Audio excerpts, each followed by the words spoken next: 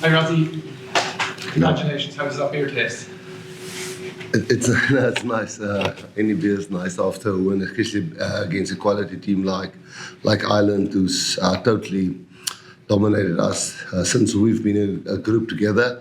So we know that they still, if you take the 5 games, they're still, I think, 3-2 up against us. So we won't get carried away with this. But yeah, the beer is a little bit sweeter, and we're just thankful that we could manage to beat them here.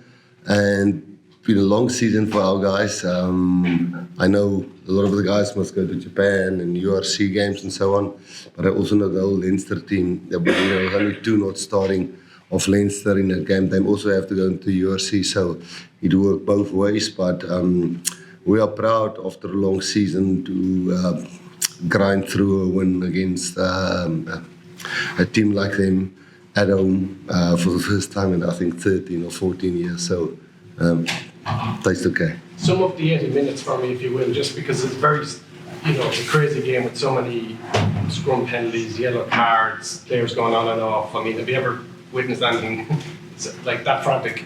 Yeah, yes, we had got in the previous game a red card. The guy goes off. We had a concussion called with with a mouth guard that didn't ping.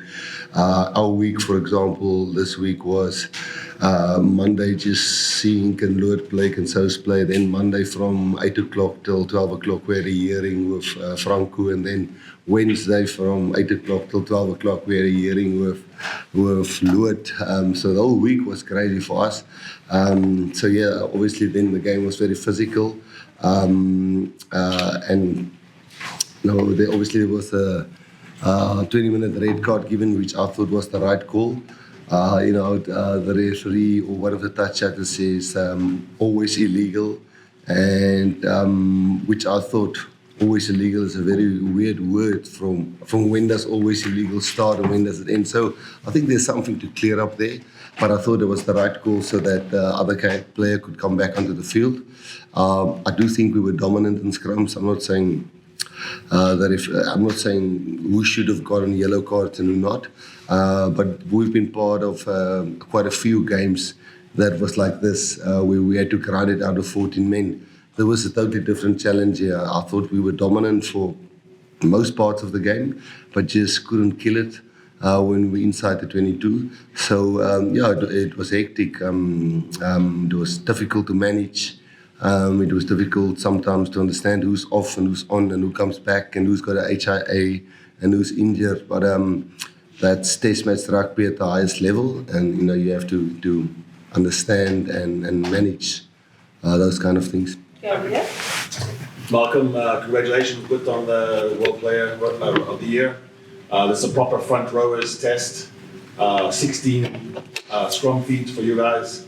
Probably more scrums than line-out feeds for once. Talk us through how tough that match was out there up against one of the world's best hookers, Dan Sheehan.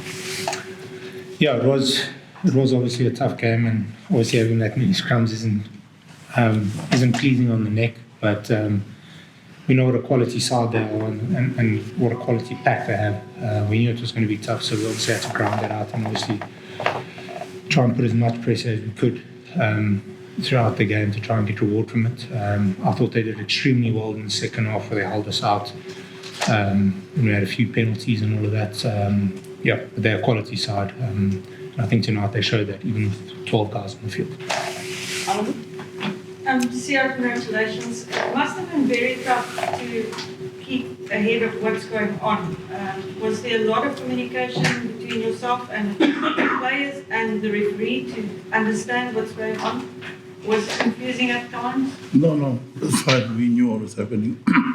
And obviously at halftime as well, we made plans, but throughout the game, we knew exactly, and that's why we took the options that we took on the field. When we got penalties, we understood where they had numbers short, and then we won, and the scrum was working, and we wanted to go on that. So the communication was very good, and also Coach Rassie and the staff were passing messages through Dwayne, and then so we're all in the same way. Rassie, we haven't really seen a performance of that physicality for a long time. It was immense on so many levels. There were moments where, in the second half, picking scrum after scrum after scrum under the post. Was that part of your aim today, to really show the physical dominance and to put down a marker of No, I think Ireland were just as physical. I mean, to keep us out there, after a dominant scrum, in the tackles they made, in the turnovers they made, inside the 22, they matched us there. So it was physical, but I don't think they came out second best on the physicality. Because if they scored in the last 4 minutes, then it was a kickoff and match was on. So I think we were dominant in the scrum specific, but I think all over the game. There was dominance from them on the air, on the scraps on the ground, at the breakdown. So certainly not a perfect performance, but like all of you guys asked this whole week, there's a bit of a monkey on our back that we have to get off. And as all of you asked me the whole week, is it the revenge? It's not revenge. When you play like a team like this, you just want to fix something and try and beat them here. So we don't. We feel we were dominant in the scrums, but all over in the game, we don't feel we were that dominant. Obviously, we took the scrums because they were down to 7, and so they had a lockout with the red card, and then Beard got injured as well. So we could have taken those 3 points and maybe extended the lead, but because they were 14, we stuck in there. And yes, if I just say we were totally dominant, that's not true. They were also, in certain areas, dominant. Can I just ask about changing the props just before half-time, the thoughts there as well? Buan is in his 6th test cap, 7th test cap, and obviously scrumming next to Malcolm is aided really well.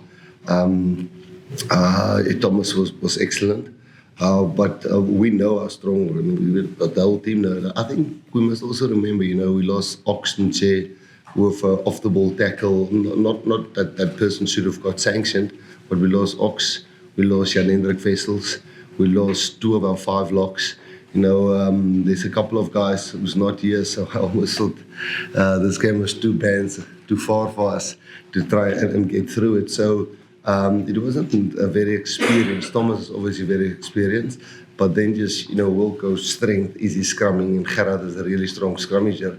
And I think we did get some reward when we sent them on just before halftime. So, you can do it 5 minutes after halftime. But normally when you take guys, you play them at halftime, you've got 15 minutes rest, and then those guys can go another 4 or 5 minutes and into their tank, and then you can send the fresh guys on at a specific time when it's very vital.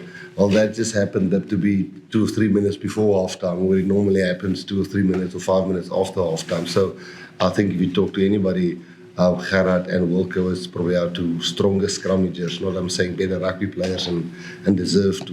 The other guys should start ahead or behind them. They're just more dominant, specifically at scrums. Questions? Up there, then Annie. Rassie, you seem very happy at full time. Comes up. Who was that aimed at? The Irish crowd referee, your own players? Who was that aimed at? No, there were South Africans sitting in front of us and saying thank you, and I said thank you back to them. They were cheering you on during the game. It's the coach's box. I remember even when I coached Munster here, the coach's box is like soundproof. You can't really get the vibe of what's going on the field. You get it through the referee mic more or less. And this is a special stadium. The crowd is special. They've got manners when the kicker kick. I love the way the pre-match of the military band.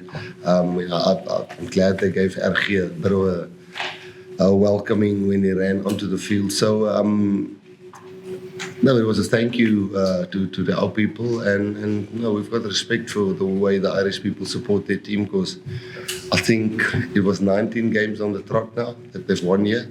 So it was for our guys. Thank you for the support. The Euro versus the Rand is not too strong, and for our people still to come out here and you could still hear them, it was just a thank you. Annemie? Rassie, next week's game is outside of the test period. How many of the players are not available? Quite a few. Obviously, all the guys that plays in the Premiership, guys like Thomas, guys like Buan, RG, guys like Edwell playing URC. Kirtley is obviously out. Don't even mention Fussy. Fussy is out. There's a 9 that's not available for this game that goes back. Who is it? Grant is going back to the Sharks. He must play there. So we spoke to our URC franchise in South Africa. So yeah, we'll probably train next week with only 25 players in the group. So we'll assess the injuries tonight. There's quite a couple of guys that must also go back to Japan. Jesse can't play. Some of the Japanese clubs asked us nicely, they've helped us out of the Japan match that was outside the window, and this match is now also outside the window. But it's the same for Wales. They've got also a couple of players who's playing the Premiership, and there's no getting away from Premiership rules. You can't play in matches outside the window. So we'll assess our injuries, but I guess there's about 14 to 15 guys who's here currently who won't be available next week. And then obviously the other guys like Edwell will stay there. Grant will go back. There's another one going back, I can't remember now quite who it is. Marnie's going back to Japan. He's only just fresh in Japan, and their club asked can he join them because their season starts next week. So we'll regroup and see. But yeah, probably only 24, 25 guys touring with us to Wales. As you just coming through the Rugby Championship, very tough, and now this autumn series, are you confident that you're still setting the benchmark for the other teams? Or do you feel the other teams are catching up to you? If the World Cup was, say, next week or next year, where your standard is still quite high as world champions? Our aim this year was to try and end in the top 4. We played Ireland, they're 4 in the world currently. So I think some people might have expected us to win because they're 4 in the world and we won in the world. But we still know if we lose to Wales next weekend, we can drop 2 places. But being in the top 4 in world rankings this year was probably the aim for us while rotating. I think we've used 50 players this year. And next year can be probably a bit more experimental because I think the 7th of December the World Cup draw is taken, and if you're outside the top 5 or 6, then you might be like in a pool of death with I don't know, that France win, or when are they playing tonight? The France can move to 5 or something like that. So our first goal was to be in the top 4 so that the pool draw can be okay, but. We're realistic. Australia gave us shots. The first match against New Zealand we lost. We lost 2 matches this year, 2 matches last year. So I think we're up in certain areas. But losing Ox, Jan Hendrik, and all of those guys, it's tough to lose. And Frans Malherbe will only be ready next year, June. And we had to bring a few youngsters into the mix. So I think we are getting better in swapping in and out in different positions. But a lot of work still to do if we think we can stay at the top. Last question, Zay. Malcolm, I know you're a man of immense humility, but you've been named World Player of the Year. It's only the second time Hookers won. I think the only time before that was the great Keith Wood. I mean, are you celebrating silently and smiling inside as they get a big celebration today? How are you feeling? I don't think it's really sunk in, to be honest. But to be fair, none of this is sort of achieved without the team environment we have, without the management, without the players. We are a tight-knit group, and things like this happen when, obviously, you have a group that we have. So, in my opinion, this isn't, for me, just an individual award. I think it's more a team award because the support and the structures that we have for guys to express themselves is unbelievable. So it's not just for me, that's for our team, it's for South Africa. So